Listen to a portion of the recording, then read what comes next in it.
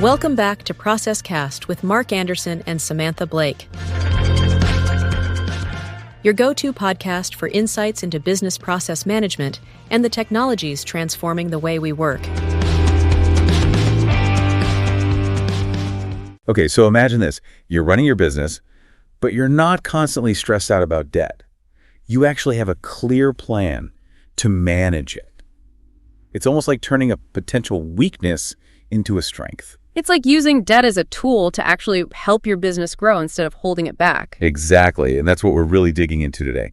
How can businesses effectively manage their debt? And we've gathered some really interesting perspectives on this. Yeah, we've got advice from financial counseling organizations, credit unions, those fintech platforms everyone's talking about, and of course, insights from experienced financial advisors. So we're going to break down the most important steps you can take right now to get that debt under control and maybe even turn it into a strategic advantage for your business. And the first thing we got to do, and this came up over and over again in our research, is you absolutely have to know exactly what you owe right now. You can't manage what you don't fully understand. Right. It might sound obvious, but when you're in the thick of running a business, it's easy to let those details get a little fuzzy. Totally. And we're talking about knowing every single debt you have, the total balance and monthly payment, and especially the interest rate.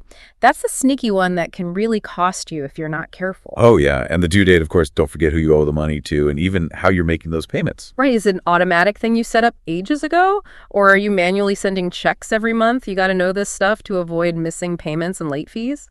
Definitely. And it's also really helpful to understand the original purpose of each debt. Mm-hmm. Did you take out that loan for new equipment?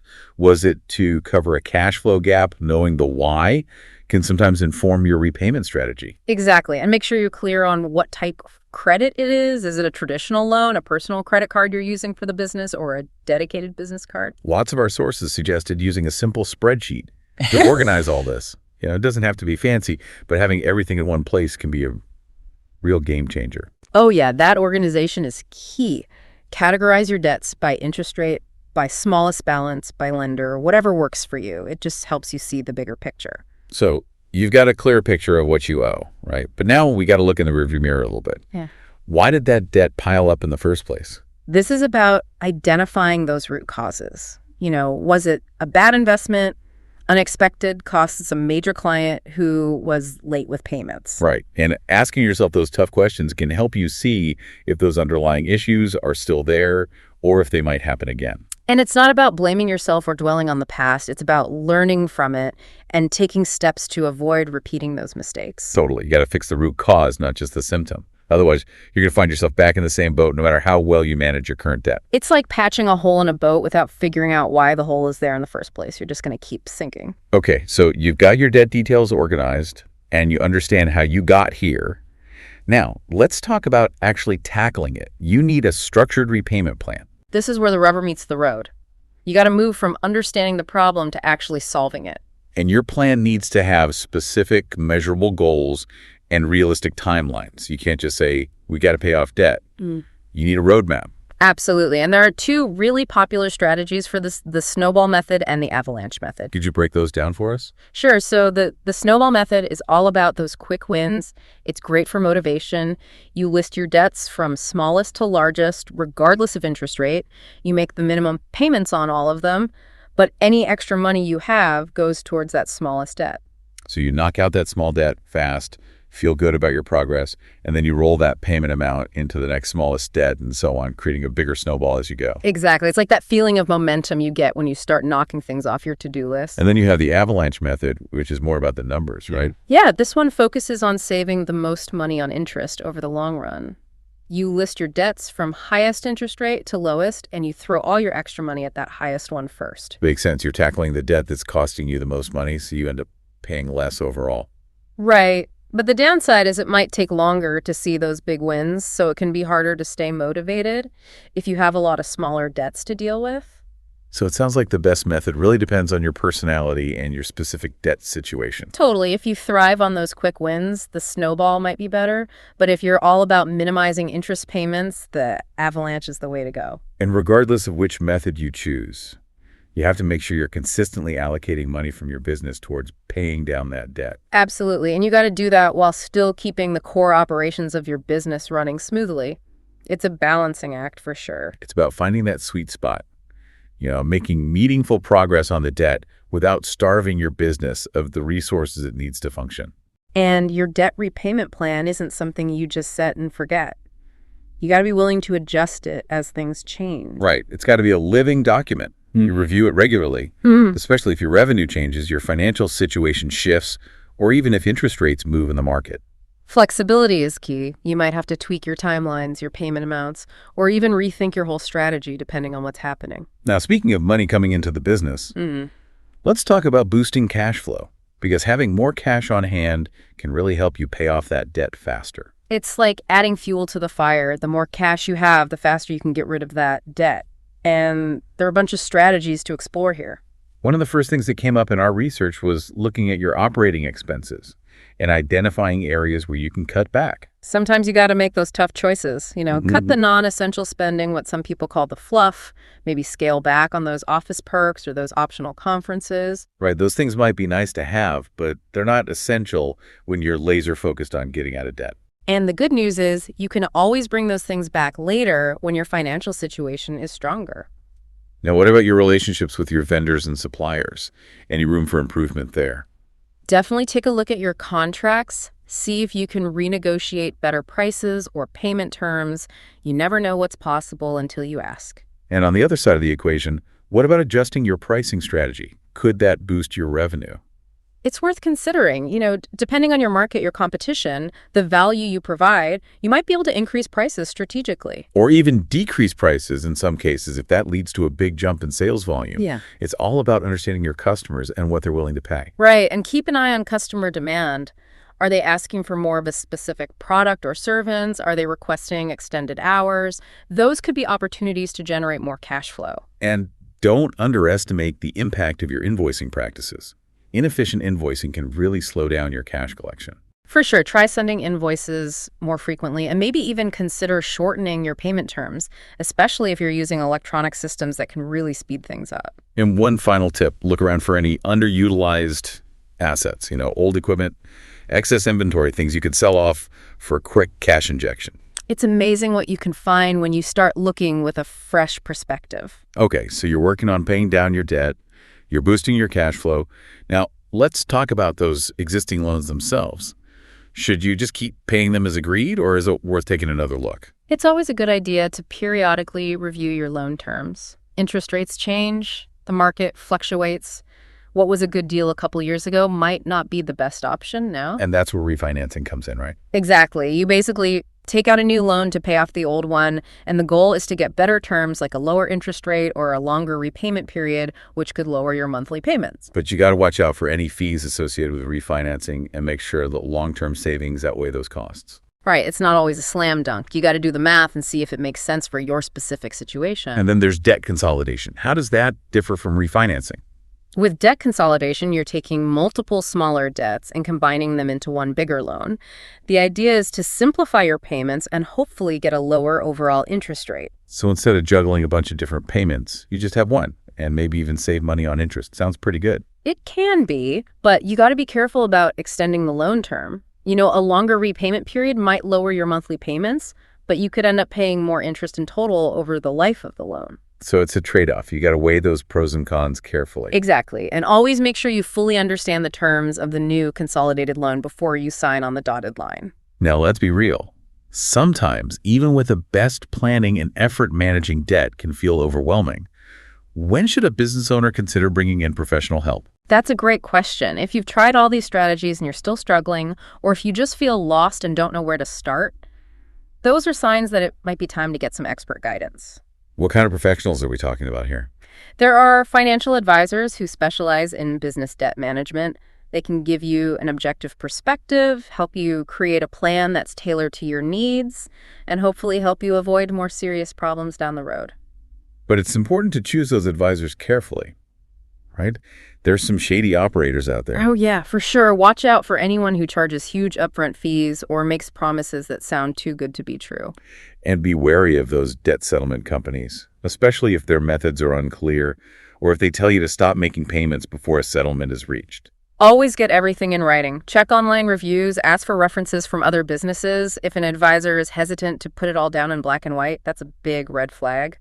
So do your homework and find someone you trust now.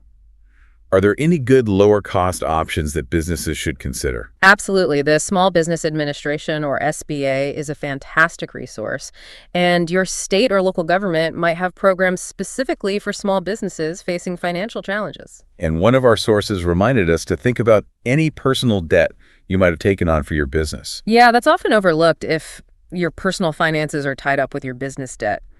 You might want to talk to an NFCC-certified credit counselor. They can help you create a plan that addresses both your business and personal obligations. Now, let's switch gears a bit and talk about the different types of business debt you might encounter, just to make sure we're all on the same page. Sure. So one way to categorize debt is by its term, meaning how long you have to repay it. Short-term debt is usually for immediate expenses and is typically repaid within a year. Things like lines of credit, short-term loans, overdraft protection, merchant cash advances. And those merchant cash advances, while convenient, often come with really high interest rates and fees, right? Yeah, they can be a quick fix, but they can also be really expensive if you're not careful. And then there's long-term debt. Right. That's usually for bigger investments like equipment, real estate, major expansions, and the repayment period is typically longer than a year. Things like traditional term loans, business bonds, commercial mortgages, equipment financing agreements. And what about the difference between secured and unsecured debt? Secured debt is backed by collateral, an asset like property, equipment, or inventory. The lender can take that asset if you don't repay the loan, so it's less risky for them, which usually means lower interest rates for you. But of course, the downside is you could lose that asset if you default on the loan. Exactly. It's a trade-off. Unsecured debt, on the other hand, isn't backed by any specific collateral, so it's riskier for the lender, which means higher interest rates for you. Like a line of credit, for example. Exactly. And since we're recording this towards the end of the year, one of our sources had some timely advice about end-of-year debt strategies. What did they recommend? Well, they said it's crucial to take a good hard look at your debt situation as the year wraps up. Review your balances, interest rates, repayment terms, and basically get your financial house in order for the new year. Makes sense. Start the new year with a clear understanding of where you stand and a plan for how you're going to tackle any outstanding debt. And they also reminded us that debt isn't always a bad thing when used strategically. It can actually fuel growth. They gave the example of businesses taking out short-term loans to stock up on inventory for the holidays. You're right. Using debt strategically to capitalize on a big sales opportunity. Exactly. So it all comes back to that fundamental principle of knowing your numbers, understanding your debt, and making smart choices. And that brings us to another key point, the importance of financial visibility, especially for smaller businesses. Absolutely. You got to stay on top of your finances, monitor your liabilities regularly. It's not just good practice. It's essential for making informed decisions and staying in control of your business. And it's also important to remember that the goal isn't always to be completely debt-free. Right? There's a balance between managing debt and pursuing your long-term goals. That's a really important point. We often hear about good debt versus bad debt.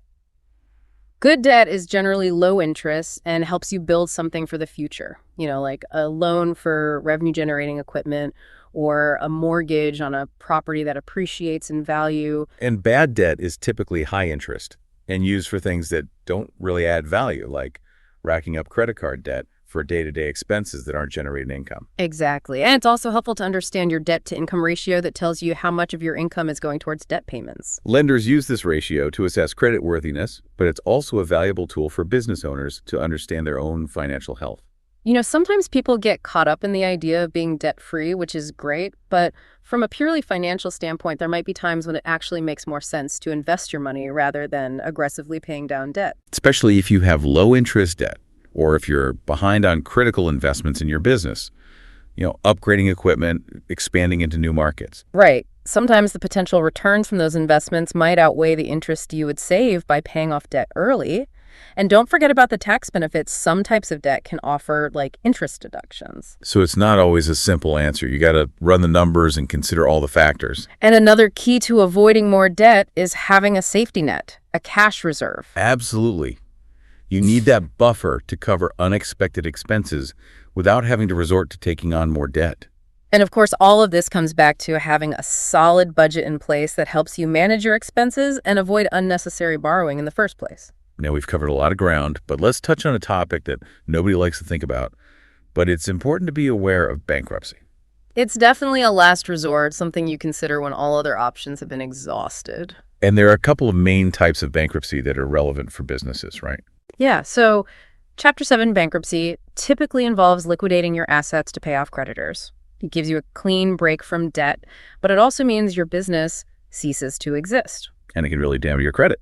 Chapter 11 bankruptcy, on the other hand, is a more complex process of debt reorganization. It allows you to keep operating while you restructure your finances and develop a plan to repay your debts. So it's a longer, more expensive process, but it gives you a chance to salvage your business. Exactly, but it's not a decision to be taken lightly. It's a serious step with long-term consequences, and you definitely want to get professional legal and financial advice before going down that road.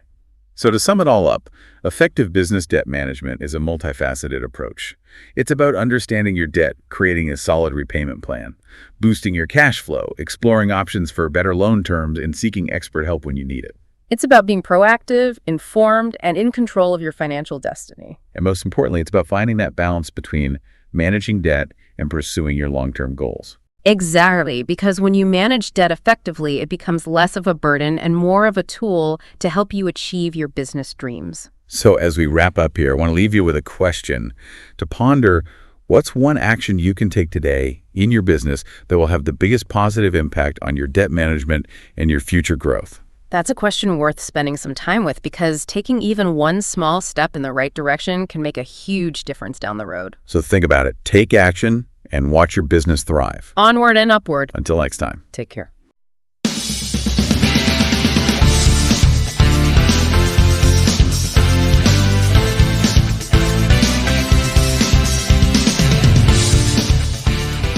Thank you for listening to ProcessCast. This episode was brought to you by HEFLO, the BPM platform that empowers businesses to document, automate, and optimize their processes with AI. Experience the intelligence to simplify complex business processes and accelerate your growth with our complete management solution. Visit heflo.com to learn more. Be sure to follow ProcessCast for more insights on business process management, and don't forget to share this episode with your network. Until next time.